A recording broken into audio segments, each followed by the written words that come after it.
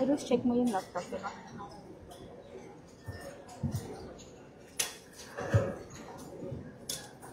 Magandang tanghali po sa inyong lahat.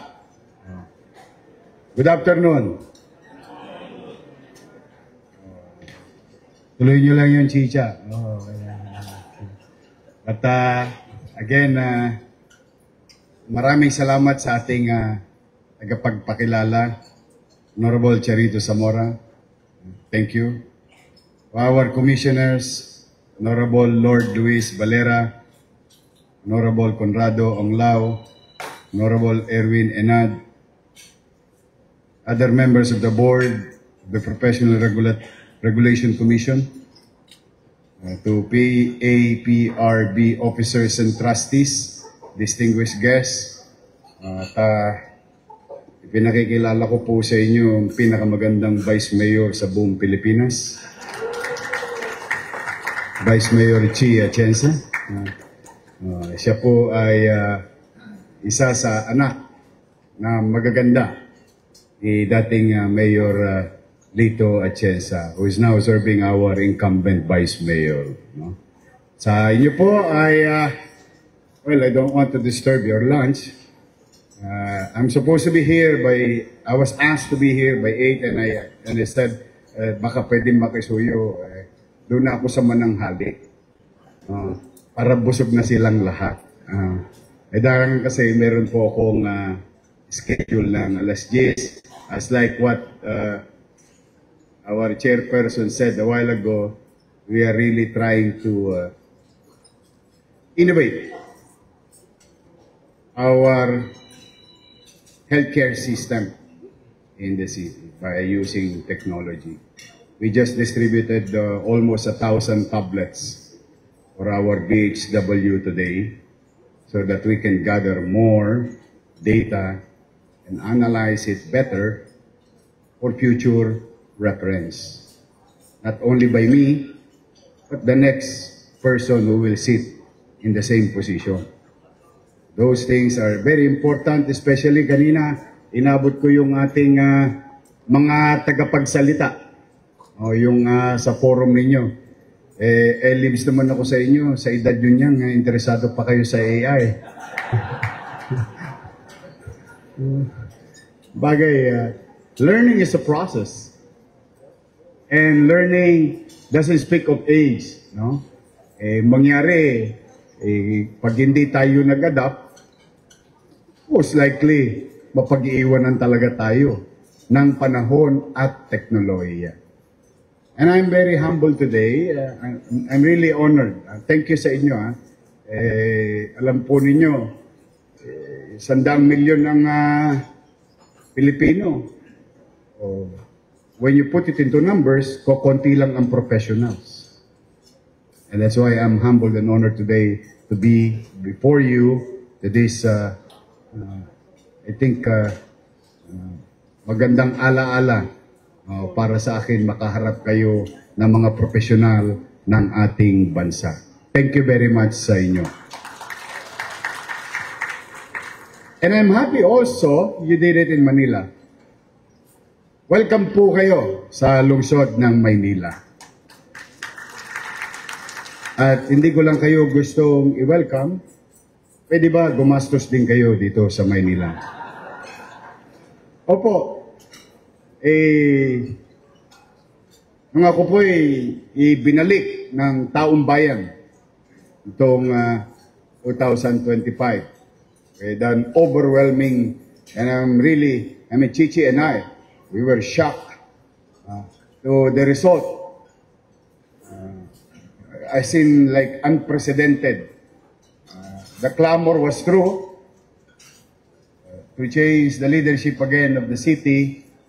Supposed to be po, ako ay retirado na. Pag titingnan nyo po, ang bata mo naman magretiro. I've been working since 10 years old. At hindi basta ordinaryong trabaho. Hard labor. I mean, literally.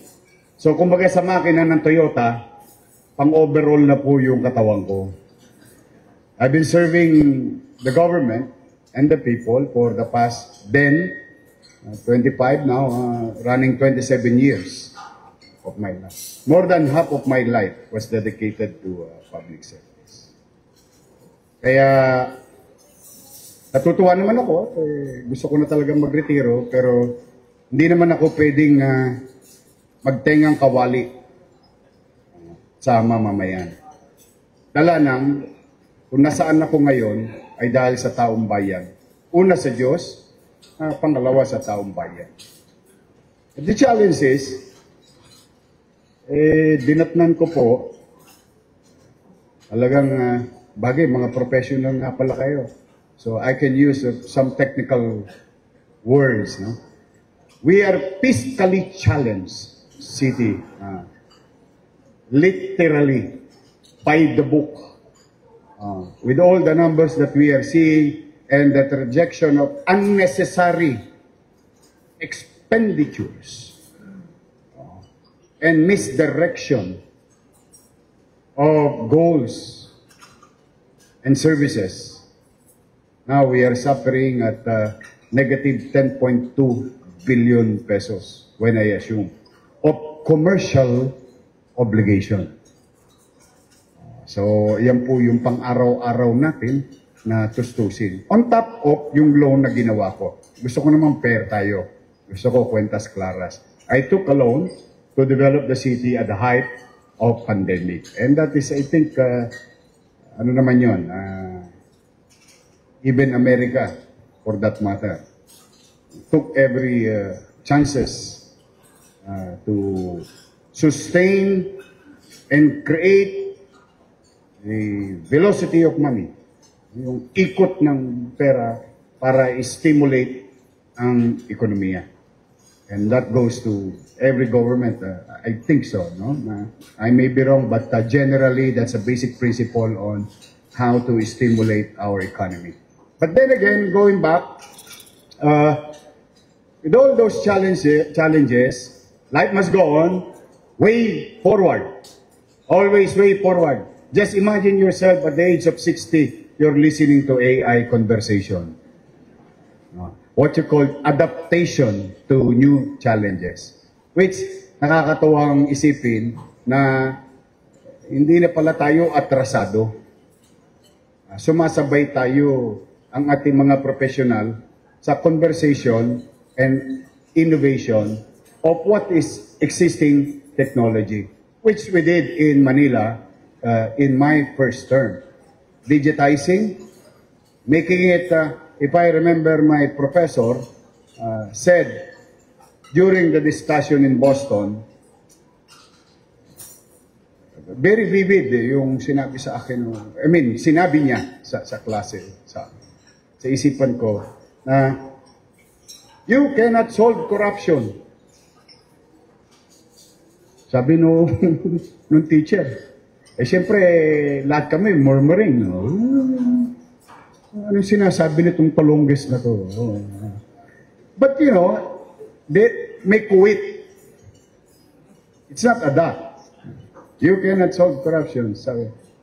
The only way for corruption to die is to limit human discretion in government transaction. Then I realized, adapting to technology may limit human discretion in government transactions. So when I went back, ano pa ako noon, Vice Mayor pa ako noon, that was 2012, ipon lang ako ng ipon, ng knowledge, and when I became mayor, all the things that I have learned, thanks to my professor, my teacher in elementary, he said, naalala ko yung teacher ko sa Araling Panlipunan, sabi niya, ang pinakamabisang impluensya daw sa isang tao ay ang kanyang kapaligiran. Then, my teacher in law school, and also in the executive program. So, napakalaking bagay talaga ng partisipasyon ng guro sa paggulma ng kanyang mag-aaral. Because we may bring it in our practice of our profession or responsibilities and duties. So we adopted, I don't know if you still using it, if you're a taxpayer of Manila, what you call now Go Manila. The Go Manila technology solve a lot of problems in terms of payments of regulatory fees. And now we are going to our Amilyar. Now halos ayaw ko kasi saan ka ba naman nakakita, no? Magbabayad ka na ng buwis, 3 oras ka pa nakapila. Tapos ang maganda, habang nasa hallway ka, ginagawa kang isda. Pinifish out ka ng pixer. And these are the things that I think kinipit balikat na lang ng mamamayan because nobody address it.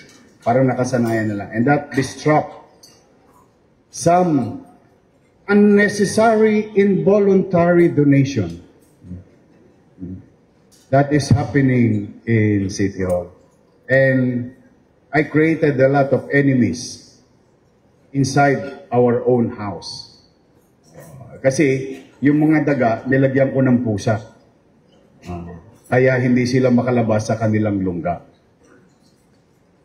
And in innovation, may disruption. And mind you, to my mothers here, iba naman dito yung mukhang nanay ko pa. To my fathers here who will adapt to technology, mind you, adapting to technology may, initially, you may think that it will disrupt your career. No, it's not. It will better your profession. In fact, maraming mga makabagong access to a valid information to a respected website and so on and so forth that any person can acquire. Sometimes it's free, sometimes for a minimal fee. Kaya yung lifelong journey ng acquiring knowledge should not stop. And I'm proud and happy today as listening to our professionals in the country talking about artificial intelligence. Congratulations to each and every one of you. Tapos na yung kambyo ko, babalik na ako sa usaping gastusan. Come! Go around the city. You know, you may be missing Port Santiago. Baka there is something new there in Port Santiago. You may not seen Esplanade. Maraming chicha doon. May hotdog doon. Those are the things that, Manila is a very unique city. It's a city full of history of this country. Yes, we are old, but we have a lot of story to tell. And that is our uniqueness. That's why, at the very least, we, in the city government, the very least that we can do is to make City of Manila pleasant and safe. Maaliwalas at panatag ang pamumuhay. That's why, iniikayat ko kayo. Gusto nyo ba ng tela? Pumunta kayo sa Tabora Street, sa Divisoria. Gusto nyo ng electronics? Punta kayo sa Raon. Gusto nyo ba ng medical supply? Baka gusto nyo iuwi sa inyong probinsya. Punta kayo sa Bambang. Gusto nyo ba ng ilaw? Punta kayo sa Alonso. Nakita nyo yan? Gusto nyo ba na salamin? Punta kayo sa Carriedo. O gusto nyo makita yung mga lumang bahay sa Hidalgo? Punta kayo sa Quiapo. So there are many things, or this what we call economic streets of Manila. Most of them may not add up to the what you call the bag or coppers of the country. But these are underground economy continue to exist to supply money and commerce. Nighttime, pag mamaya, bago kayo umuwi, gusto niyo ba ng broccoli na galing sa norte? Maayos na sibuyas, kalamansi. Because we have night market in the city of Manila, where we provide access to cheap agricultural product and an outlet for our farmers in the northern region, in central Luzon and southern Luzon. That's how Manila is today and yesterday. We in Manila, we don't produce anything, but we distribute everything. We distribute your agricultural product. We distribute your plastic cups, kutsara, tinidor, plato, damit, tela. That's who we are. We distribute everything. That's why it's a very challenging city. Ang hirap mapagkatulog ho dito. Diverse, the demographics, so diverse. Sino ba Ilocano? Asan ka man? May Ilocano kami. Sino Ilonggo? Ilonggo kami. Sino Cebuano? Cebuano kami. Sino Kapampangan? Nanong Bureño? Meron kami. Meron kaming what you call Barrio Minu. Barrio Minu, the word itself. Full of menu, yung community. Meron kaming Barrio Kapampangan. O sino Antigueño? Antigueño ba rito? Parang kukunti lang talaga kaming mga Antigueño. Mga taga-Antique, shout out. May mga taga-Samar ba rito? Oriwaray. Ayan, kababayan ng nanay ko. So, my point saying this is that is Manila. So diverse that we in the government must be sensitive enough to address different culture in different community and geography. Sa awa naman ng Diyos, nakakapamuhay naman po kami ng mapayapa. Ang ayaw ko lang mo talaga, pagpapasensya nyo kung minsan, mahirap po maglinis ng kalsada. Yan po ang katotohanan. Especially, it's hard to change bad habits. At lalo't nakaugalian na. At lalo't ikinipit balikat na lang ng ilan na para bang bahala na. May gobyerno naman. Sila naman maglilinis niya. That's why ako naiinis. Ang Maynila is also center of freedom. Here, we have so many freedom parks. Sabi ko, kayong mga nagrarally, pakita nyo lahat ang ngalangalay ninyo sa kalsada ng Maynila. Kung ano man ang gusto nyong isigaw, malaya namin kayo tatanggapi sa Maynila. Ang ayaw ko lang, wala naman nung kinalaman yung stoplight. Bakit kailangan basagin natin yung stoplight? Bakit naman nung kailangan pinturahan natin ng pinturahan? Yung mga island ng graffiti. Bakit natin kailangan basagin ang isang tindahan na naghahanap buhay lang na mapayapa? So those are the things that I really cannot. Ano yung tamang English doon? Fathom?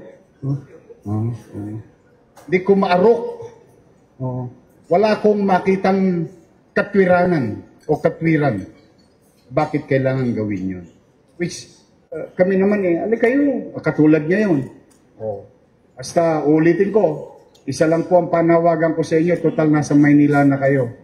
Gumastos po kayo sa Maynila. But with the sales that we are going to receive for our businessmen, it's going to provide more jobs. And jobs create certainty and peace and order. That is our approach in solving peace and order in the city of Manila. To create opportunity to every Manileños to have a job, a decent one. So that, alam po ninyo, Hindi ko alam kung pare-pareho tayo ng paniniwala, but I respect yours. Ang paniwala ko po, ako'y galing ho sa basurahan, ha? Sidecar boy, basurero. Ang paniwala ko po, kapag ang isang tao'y nakapaghahanap buhay, mas limitado o mas hindi niya gagawing makapang-api ng kapwa. Kasi meron siyang panchicha. Meron siyang hanap buhay. So naturally, crimes, by providing MBN in the city of Manila,